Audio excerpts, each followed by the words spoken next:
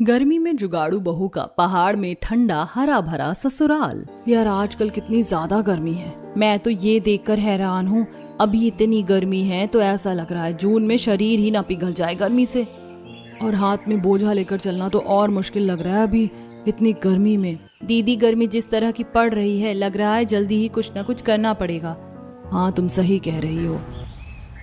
कुछ ही देर में दोनों बाजार से सब्जियां लेकर गांव में पहुंचती हैं। गांव में पहुंचते ही गर्मी और बढ़ जाती है।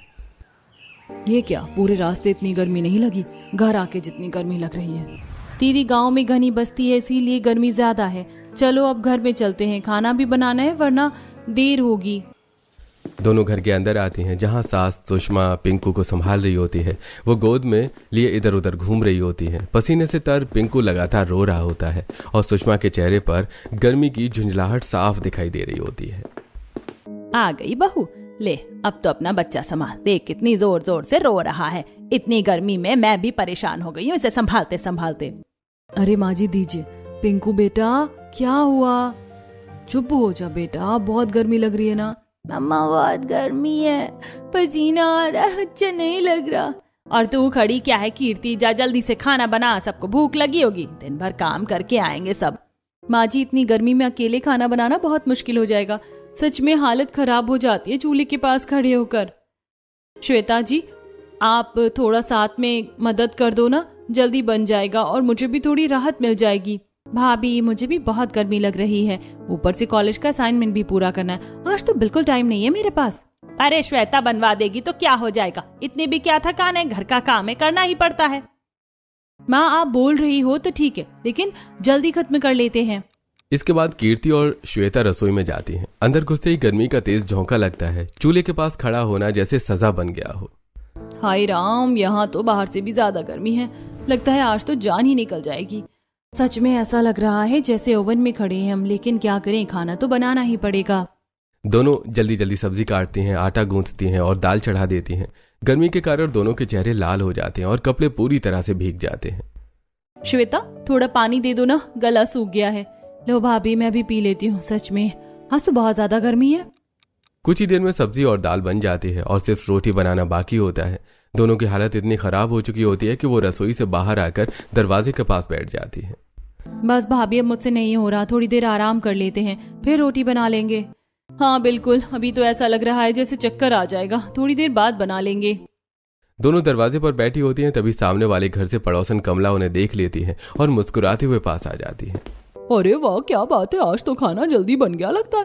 तभी दोनों ननद भाभी दरवाजे पर बैठी हवा खा रही हैं। हाँ आप तो खुद तो ऐसे मजे ले रही हो और हमें ताने दे रही हो।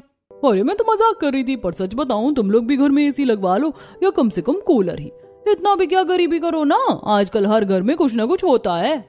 कमला की बात सुनकर श्वेता का चेहरा उतर जाता है। उसे बुरा लग जाता है लेकिन वो कुछ नहीं कहती। छोड़ो श्वेता, इन पड़ोसनों के मुंह मत लगा करो, बस बात बढ़ाती हैं। हाँ भाभी आप सही कह रही हो। उधर पहाड़ पर मोहन, राजीव, भवेश और प्रणव खेतों में काम कर रहे होते हैं। तेज धूप में काम करते करते सब पसीने से भीग चुके होते हैं। बस अब बहुत हो गया, आज की मेहनत यहीं खत्म करते हैं। देखो शाम भी होने लगी है। हाँ बेटा सही कह रहा है, देर हो गई तो पहाड़ से उतरना मुश्किल हो जाएगा। चलो जल्दी चलते हैं वरना घर पहुंचते पहुंचते खाना ठंडा हो जाएगा और फिर हमारी बीवियां हमें ही डांटेंगी। अच्छा है मेरी तो शादी ही नहीं हुई, न कोई डांटने वाला न कोई टेंशन। चारों हंसते हुए नीचे उतरते हैं। रास्ते में हंसी मजाक चलता रहता है पर गर्मी इतनी होती है कि कपड़े पसीने से भीग जाते हैं। घर पहुंचते ही सब थक कर बैठ जाते हैं और तुरंत पानी मांगते हैं। अरे भाई कोई पानी दे दो, जान ही निकल गई आज तो। ये लीजिए पहले पानी पीजिए फिर नहा लीजिए, थोड़ा अच्छा लगेगा। हाँ पहले नहाना जरूरी है, बहुत चिपचिपाहट हो रही है। टंकी में पानी है ना, उसी से नहा लेते हैं।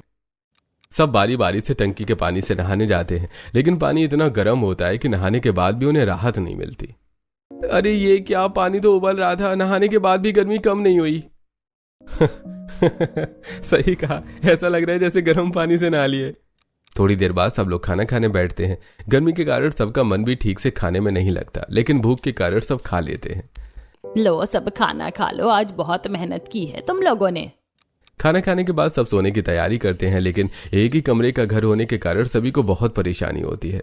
हे भगवान, ये कैसी गर्मी है। पंखा भी जैसे गर्म हवा दे रहा है। सच में दीदी, नींद ही नहीं आ रही है। ऐसा लग रहा है जैसे सांस ही नहीं ले पा रहे हैं। कोई खिड़की खोलता है, कोई दरवाजा, कोई हाथ से पंखा झलता है, लेकिन गर्मी कम होने का नाम ही नहीं लेती। माँ कुछ करो ना, बहुत गर्मी लग रही है। मैं तो सो ही नहीं पा रही। क्या करूं बेटी, ये गर्मी ही ऐसी है, सहना तो पड़ेगा। पूरी रात घर में किसी को भी ठीक से नींद नहीं आती। एक ही कमरे में इतने लोग, ऊपर से तेज गर्मी, सबकी हालत खराब हो चुकी होती है। कोई इधर करवट लेता है, कोई उधर, कोई हाथ से पंखा झलता है तो कोई दरवाजे के पास बैठ जाता है। हे भगवान, ये कैसी रात थी। 1 मिनट भी चैन की नींद नहीं आई। लगता है जैसे पूरी रात जागते ही निकाल दी। सच में दीदी, ऐसा लग रहा है जैसे शरीर में बिल्कुल ताकत ही नहीं बची। इतनी गर्मी में नींद आना भी मुश्किल हो गया है। मुझे तो लग रहा है मैं बीमार ही पड़ जाऊंगी। ये गर्मी अब बर्दाश्त के बाहर हो गई है। क्या करें बेटा, प्रकृति के आगे किसका बस चला है, सहना तो पड़ेगा। रात के लगभग 4 बजे जब हल्की हल्की ठंडी हवा चलने लगती है तब जाकर सबकी आंख लगती है, लेकिन वो भी सिर्फ कुछ घंटों के लिए। सुबह होते होते फिर वही तपती धूप और उमस घर में भर जाती है। दोपहर तक हालत और भी खराब हो जाते हैं। बहुएं काम करते करते पूरी तरह थक जाती हैं। दीदी, अब तो सच में बर्दाश्त नहीं हो रहा है। मुझे थोड़ी देर के लिए बाहर जाना है, शायद हवा लग जाए तो थोड़ा अच्छा लगे। हाँ जाओ, कमला आंटी के घर चली जाओ, वहाँ थोड़ा खुला माहौल है, शायद राहत मिल जाए। कीर्ति धीरे धीरे चलकर पड़ोसन कमला के घर पहुंचती है। उसे उम्मीद होती है कि वहां जाकर उसे थोड़ा सुकून मिलेगा। अरे कीर्ति, आज हमारे घर कैसे आना हुआ? इतनी गर्मी में घूमने निकली हो? बस आंटी, घर में बहुत गर्मी हो रही थी, सोचा थोड़ी देर यहाँ बैठ जाऊं तो शायद अच्छा लगे। कमला की बात सुनकर कीर्ति का चेहरा उतर जाता है। उसे बहुत बुरा लगता है, लेकिन वो कुछ नहीं कह पाती।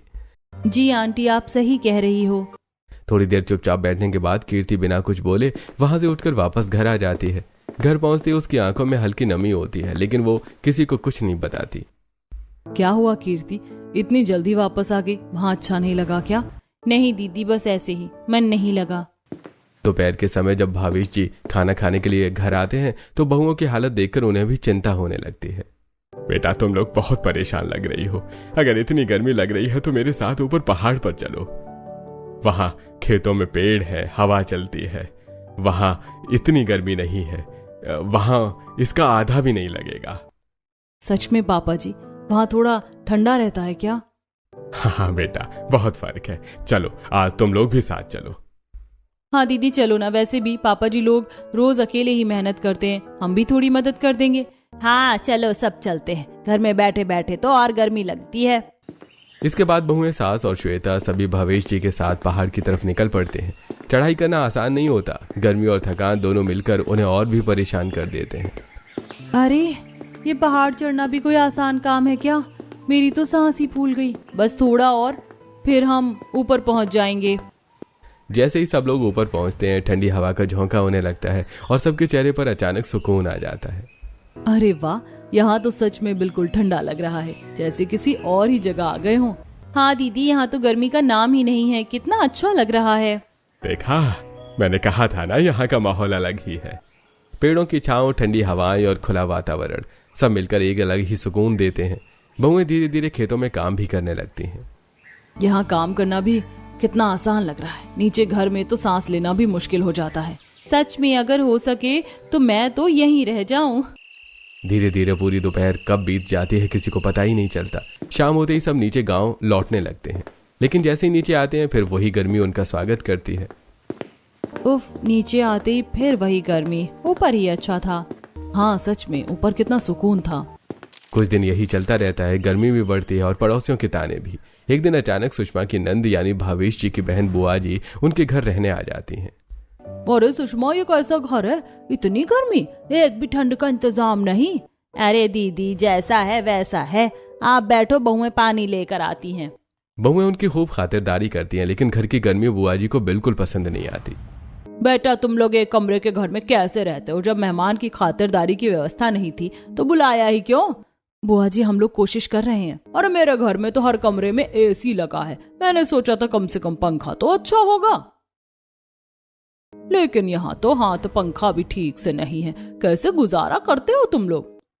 बुआ जी के शब्द बहुओं को अंदर तक चोट पहुंचाते हैं, लेकिन वो चुप रहती हैं। दीदी, कितना बुरा लगता है ना जब अपने ही लोग इस तरह ताने देते हैं। हाँ लेकिन क्या करें, हमारी मजबूरी है। अगले ही दिन बुआ जी वापस चली जाती हैं, लेकिन उनके ताने घर का माहौल और भारी कर जाते हैं। अब बहुएं सिर्फ गर्मी से नहीं, पड़ोसियों और रिश्तेदारों के तानों से भी परेशान रहने लगती हैं। अगले दिन फिर वही तेज धूप, वही उमस, वही परेशानी। सुबह से ही घर का माहौल बोझिल हो जाता है। काम करते करते बहुएं थक जाती हैं और गर्मी से किसी का भी मन ठीक नहीं रहता। कीर्ति, आज तो लग रहा है कल से भी ज्यादा गर्मी है। सच में अब तो यहाँ रहना मुश्किल हो गया है। हाँ दीदी, कल पहाड़ पर जो ठंडक मिली थी ना, बस वही याद आ रही है। मन कर रहा है फिर वहीं चले जाएं। क्या हुआ, फिर से गर्मी परेशान कर रही है क्या? सिर्फ परेशान नहीं, अब तो हालत खराब कर दी है इस गर्मी ने। कुछ समझ ही नहीं आ रहा क्या करें। तो चलो आज फिर ऊपर पहाड़ पर चलते हैं, वहाँ कम से कम आराम तो मिलेगा। हाँ पापा जी, हम भी चलेंगे। आज तो पूरा दिन वहीं बिताएंगे। सब लोग फिर से पहाड़ की तरफ निकल पड़ते हैं। चढ़ाई मुश्किल होती है, लेकिन ठंडी हवा का ख्याल उन्हें हिम्मत देता है। ऊपर पहुंचते ही सबको वही सुकून मिलता है, ठंडी हवाएं, पेड़ों की छांव और पास बहती नदी की आवाज। पापा जी सच बताऊं, यहाँ आकर तो ऐसा लगता है जैसे जिंदगी ही बदल गई हो। नीचे की गर्मी याद ही नहीं रहती। हाँ दीदी, यहाँ तो एकदम नेचुरल एसी चल रहा है, ना पसीना ना घुटन। कितना अच्छा लग रहा है। पापा जी एक बात कहूँ, अगर हम यहीं पर अपना घर बना ले तो? सभी एक पल के लिए चौंक जाते हैं, लेकिन मिताली की आंखों में उम्मीद साफ नजर आती है। क्या मतलब बहू, यहीं पर घर? हाँ पापा जी, देखिए ना, यहाँ ठंडक है, पेड़ है, हवा है, नीचे की तरह घुटन नहीं है। अगर हम यहाँ रहेंगे तो कम से कम गर्मी से तो बच जाएंगे। और पापा जी, यहाँ तो हमारा अपना खेत भी है, जगह की कोई कमी नहीं है। हम कहीं भी छोटा सा घर बना सकते हैं। हाँ बहू, बात तो तुम्हारी बिल्कुल सही है। यहाँ तो नदी भी पास में है, गुफा भी है, इतने सारे पेड़ हैं, इसलिए यहाँ ठंडक बनी रहती है। और सबसे बड़ी बात, यह हमारी अपनी जमीन है, किसी से पूछने की भी जरूरत नहीं है। तो फिर देर किस बात की, अगर सब तैयार है तो हम यहीं घर बनाएंगे। अगर इससे तुम लोगों को आराम मिलेगा तो मुझे भी कोई आपत्ति नहीं है। सभी के चेहरों पर एक नई उम्मीद आ जाती है, जैसे उन्हें अपनी परेशानी का हल मिल गया हो। अगले ही दिन से बहुएं पहाड़ पर शिफ्ट होने की तैयारी शुरू कर देती हैं। घर का सामान धीरे धीरे बांधा जाने लगता है। पड़ोस की औरतें ये सब देखकर ताने मारने लगती हैं। अरे वाह, ये क्या हो रहा है? घर छोड़कर भागने की तैयारी हो रही है क्या? एक कूलर तो लिया नहीं जाता और चले हैं पहाड़ पर रहने। अरे भाई, इतनी भी क्या गरीबी, कम से कम पंखा ही बढ़िया ले लेते। बहुएं उनकी बातें सुनकर भी शांत रहती हैं, लेकिन इस बार जवाब भी देती हैं। दीदी, कूलर इतना महंगा आता है कि हमारे महीने भर का राशन आ जाएगा। और जहाँ तक पहाड़ पर रहने की बात है, वहाँ सब कुछ नेचुरल है, हवा, पानी, ठंडक। हमें किसी मशीन की जरूरत ही नहीं पड़ेगी। अच्छा, देखेंगे कितने दिन टिकते हो वहाँ। बहुएं बिना उनकी बातों पर ध्यान दिए अपना सामान लेकर पहाड़ की तरफ निकल पड़ती हैं। मोहन, राजीव और प्रलय धीरे धीरे घर का राशन और जरूरी सामान ऊपर लेकर आते हैं। तीनों भाई मिलकर बांस काट कर लाते हैं और घर बनाने की तैयारी शुरू करते हैं। भैया, आज तो मजा आ जाएगा, अपना घर खुद बना रहे हैं। हाँ, और वो भी ऐसा जो घर हमें गर्मी से बचाएगा। उधर मिताली, कीर्ति और श्वेता नदी के पास जाती हैं और गीली मिट्टी और बालू वाली मिट्टी लेकर आती हैं। दीदी, ये मिट्टी कितनी अच्छी है, इससे दीवार मजबूत बनेगी। हाँ, इसे अच्छे से मिलाते हैं, फिर बांस के साथ लगाकर दीवार खड़ी करेंगे। धीरे धीरे सब मिलकर बांस और मिट्टी से दीवारें तैयार करते हैं। मेहनत ज्यादा होती है, लेकिन सबके चेहरे पर खुशी होती है। इसके बाद पुरुष लोग घास लेकर आते हैं। ये लो, छत के लिए घास भी आ गई। अब तो हमारा घर पूरा होने वाला है। बहुएं घास से छत बनाती हैं और नदी की गीली मिट्टी से खपरेल तैयार करती हैं। देखो, ये खपरेल छत पर डाल देंगे तो अंदर ठंडक बनी रहेगी। भाभी, आपने तो पूरा प्लान बना रखा है। मिताली मोहन से कहती है। जी, अगर राशन वाले के यहाँ से कुछ पुरानी बोरियां मिल जाए ना, तो ले आइएगा, काम आएंगी। ठीक है, कल देखता हूँ। अगले दिन मोहन जब राशन वाले के पास से गुजरता है तो उसे बहुत सारी पुरानी और खराब जूट की बोरियां दिखती हैं। अरे, यही तो चाहिए था, मिताली सही कह रही थी। वो सारी बोरियां लेकर पहाड़ वाले घर पर पहुंच जाते हैं। अरे वाह, ये तो बहुत काम आएंगी। बहुएं उन बोरियों को पानी में भिगोकर छत पर डालती हैं। इससे धूप सीधे अंदर नहीं आएगी और घर ठंडा रहेगा। कुछ ही समय में घर पूरी तरह से तैयार हो जाता है और अंदर एक अलग ही ठंडक महसूस होती है। अरे सच में, अंदर तो बिल्कुल ठंडा है। बहुओं, तुम लोगों ने तो कमाल कर दिया। मिताली अपनी रसोई भी बहुत अच्छे से सेट करती है। देखो, अब हम मिट्टी के बर्तन इस्तेमाल करेंगे, इससे खाना भी ठंडा रहेगा और सेहत भी अच्छी रहेगी। हाँ बहू, मिट्टी के बर्तन में खाना खाने से शरीर भी ठंडा रहता है। अरे, यहाँ तो सब कुछ आसान हो गया। गांव में तो हर चीज के लिए पैसे देने पड़ते थे, और यहाँ सब कुछ अपने आप मिल रहा है। कितना अच्छा लग रहा है। शाम को मिताली मिट्टी के बर्तनों में खाना बनाती है। आज सब यहीं बैठकर खाना खाएंगे खुली हवा में। सब लोग साथ बैठकर खाना खाते हैं। ठंडी हवा चल रही होती है और कोई पसीना नहीं, कोई घुटन नहीं। सच में आज तो मजा आ गया। ऐसा सुकून तो कभी नहीं मिला। और ये सब हमारी मेहनत का फल है। रात होते ही सब आराम से सो जाते हैं। ठंडी हवा, शांत माहौल और चेहरे पर सुकून। अब समझ आया असली सुख क्या होता है। पहाड़ पर नया घर बन गया था। अब जरूरत थी आराम से सोने की। मिट्टी की दीवारें और घास की छत तो बन गई थी, लेकिन जमीन पर सोना अभी भी असुविधाजनक लग रहा था। बहुएं सोच में पड़ जाती हैं कि ऐसा क्या करें जिससे आराम से नींद आए और गर्मी भी न लगे। कीर्ति, घर तो हमने बना लिया, लेकिन अब सोने का भी कुछ इंतजाम करना पड़ेगा। ऐसे ही जमीन पर सोएंगे तो शरीर टूट जाएगा। हाँ दीदी, और अगर कुछ सही नहीं किया तो फिर से वही पसीना और घुटन शुरू हो जाएगी। हमें कुछ ऐसा करना होगा जिससे ठंडक भी बनी रहे। भाभी, आप तो हमेशा कुछ ना कुछ नया सोच लेती हो। इस बार क्या प्लान है? प्लान तो है, हम घास की चटाइयाँ बनाएंगे और उसी से बिस्तर तैयार करेंगे। घास से बिस्तर? भाभी ये कैसे होगा? देखो, पहले हम जमीन पर थोड़ा पानी डालेंगे, फिर उसके ऊपर घास की चटाई बिछाएंगे और उसके ऊपर बिस्तर। इससे नीचे की ठंडक ऊपर आएगी और गर्मी कम लगेगी। वाह दीदी, ये तो बहुत बढ़िया आइडिया है, नेचुरल कूलिंग सिस्टम। इसके बाद सभी मिलकर घास इकट्ठा करते हैं और चटाइयाँ बनाना शुरू करते हैं। मेहनत लगती है, लेकिन धीरे धीरे कई चटाइयाँ तैयार हो जाती हैं। रात होते ही मिताली जमीन पर हल्का पानी छिड़कती है, फिर उसके ऊपर घास की चटाई बिछाती है और उसके ऊपर बिस्तर डाल देती है। लो, अब सब इसी पर सोकर देखो, आज रात मजा आ जाएगा। अगर सच में आराम मिला ना तो तुम्हें इंजीनियर मान लूंगा मैं। सब लोग उस पर लेटते हैं और कुछ ही देर में ठंडी ठंडी हवा और नीचे से आती ठंडक उन्हें सुकून देने लगती है। दीदी, सच में कितना ठंडा लग रहा है। आज तो पहली बार बिना पसीने के नींद आएगी। बहुआ, तुम लोगों ने तो कमाल कर दिया। अब तो यहाँ रहना और भी आसान हो गया। उस रात सभी आराम से सो जाते हैं। न कपड़े भीगते हैं, न घुटन होती है, बस सुकून ही सुकून। कुछ दिनों बाद एक दिन कीर्ति नीचे गांव के बाजार जाती है कुछ जरूरी सामान लेने। वहां उसकी नजर एक भंगार वाले की दुकान पर पड़ती है। भैया, ये वॉशिंग मशीन यहाँ क्यों रखी है? खराब है क्या? अरे बहन, मशीन में कोई खास खराबी नहीं है, बस इसकी बॉडी टूट गई है। अंदर का सब सामान सही है। सच में? मतलब मोटर वगैरह सब ठीक है? हाँ, अगर लेना हो तो ले जाओ, सिर्फ 200 रुपए में दे दूंगा। इतनी सस्ती? ठीक है भैया, मैं ले जाती हूँ। कीर्ति तुरंत मशीन खरीद लेती है और मोहन और राजीव को बुलाकर उसे पहाड़ पर ले जाने को कहती है। ये क्या उठा लाई तुम? पहाड़ पर वॉशिंग मशीन का क्या करोगी? यहाँ बिजली भी मुश्किल से आती है, ये कैसे चलेगी? बस थोड़ा इंतजार करो, मैं बताती हूँ क्या करना है। घर पहुंचकर कीर्ति सबको अपना आइडिया बताती है। देखो, गर्मी अभी और बढ़ेगी तो हमने सोचा है कि पहले से ही कुछ जुगाड़ कर लें।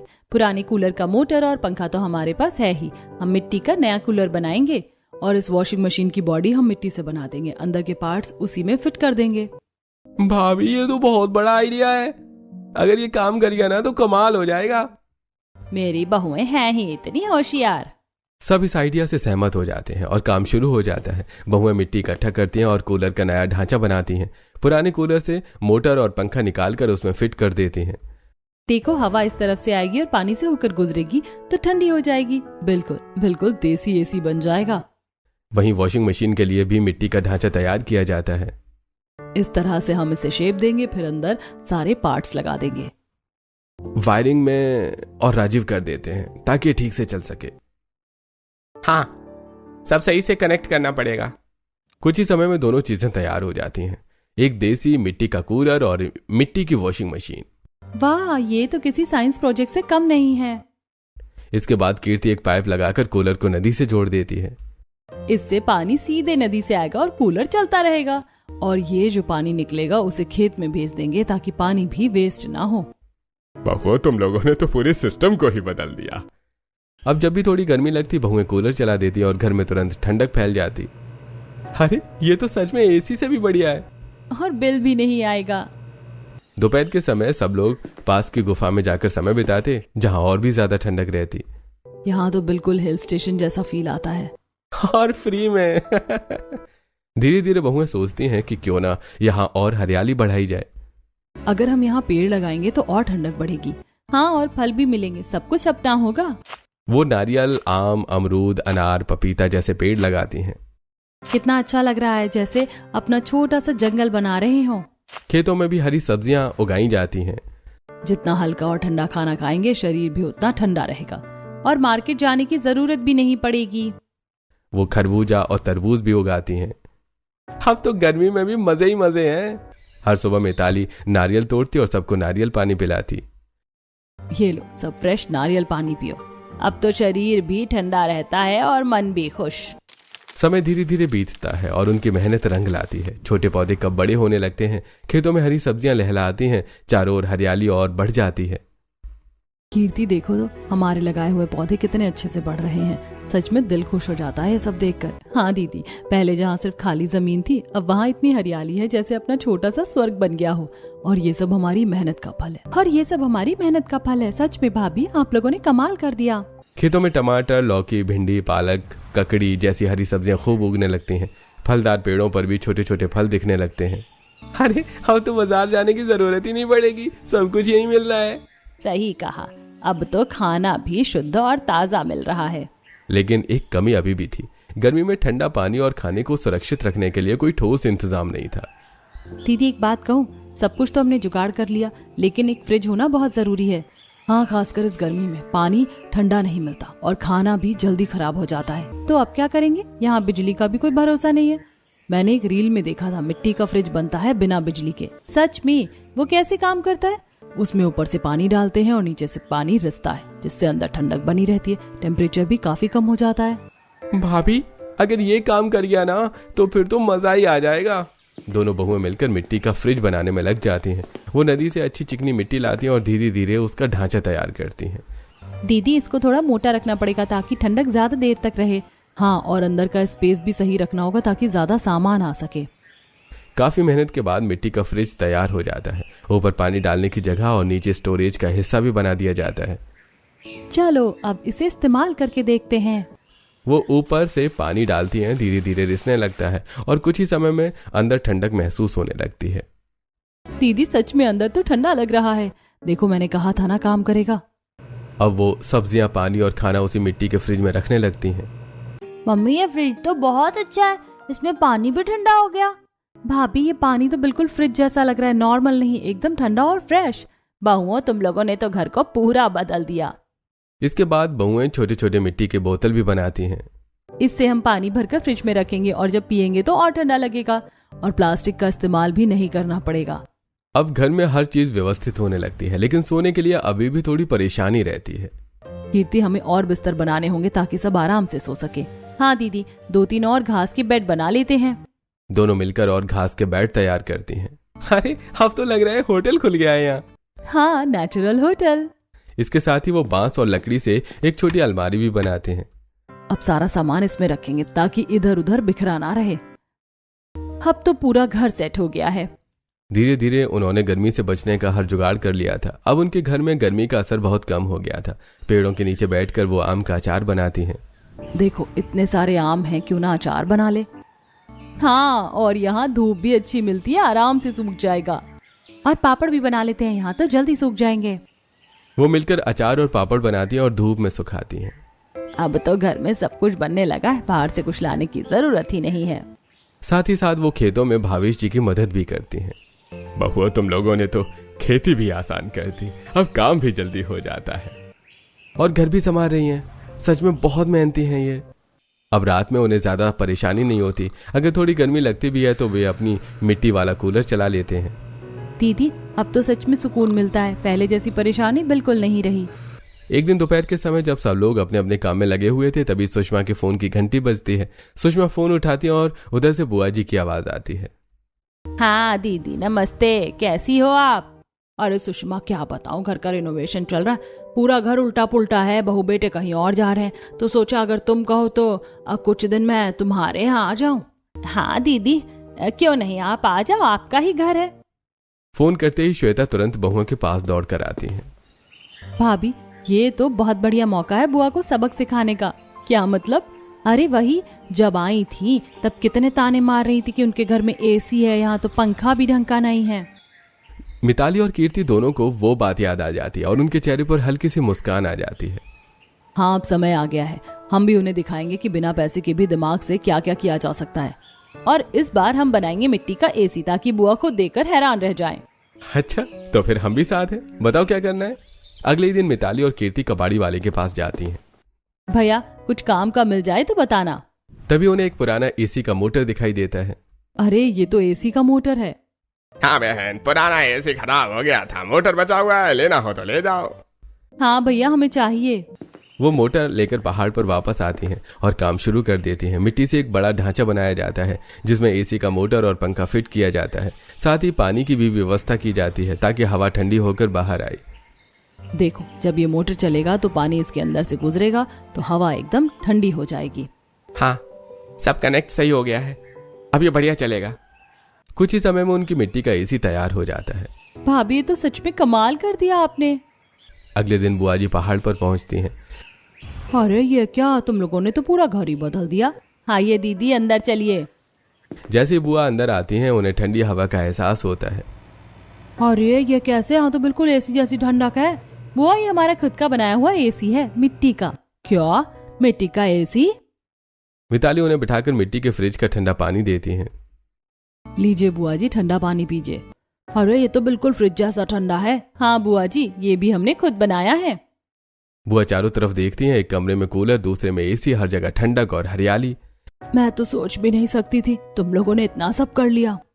बहू अब हल्के हल्के शब्दों में उन्हें एहसास कराती हैं। बुआ जी हर किसी की परिस्थिति अलग होती है, इसीलिए कभी किसी को उसकी कमी के लिए ताना नहीं देना चाहिए, क्योंकि वही कमी कभी कभी हमारी सबसे बड़ी ताकत बन जाती है। बुआ की आंखें झुक जाती हैं। बहुआ मुझसे गलती हो गई, मैंने तुम्हें बहुत कुछ कह दिया था, मुझे माफ कर दो। अरे दीदी अब सब भूल जाओ। इस बार बुआ जल्दी नहीं जाती बल्कि लंबे समय तक रुकती हैं और इस ठंडे सुकून और भरे माहौल का आनंद लेती हैं। उधर बहुएं पड़ोसनों को भी बुलाती हैं। दीदी आज कमला और बाकी सबको बुलाते हैं, उन्हें भी दिखाते हैं। पड़ोसन पहले तो मजाक उड़ाती हैं। अरे ये क्या ही होगा इनके घर में, चलो देखते हैं। लेकिन जैसे ही वो घर के अंदर आती हैं ठंडी हवा और हरियाली देखकर दंग रह जाती हैं। अरे ये तो सच में ठंडा है और कितना सुंदर, जैसे कोई रिजॉर्ट हो। मिताली सबको नारियल पानी देती है और फल काट कर खिलाती है। ये लीजिए फ्रेश नारियल पानी, और ये फ्रिज का ठंडा पानी भी पीजिए। पड़ोसन आराम से बैठ जाती हैं और 4-5 घंटे वहीं बिताती हैं। सच में यहाँ से जाने का मन ही नहीं कर रहा। ये वही रिश्तेदार और पड़ोसी लोग जो पहले ताने मारते थे आज तारीफ कर रहे थे। इस तरह पूरा परिवार खुशी खुशी अपने पहाड़ों वाले घर में रहने लगता है।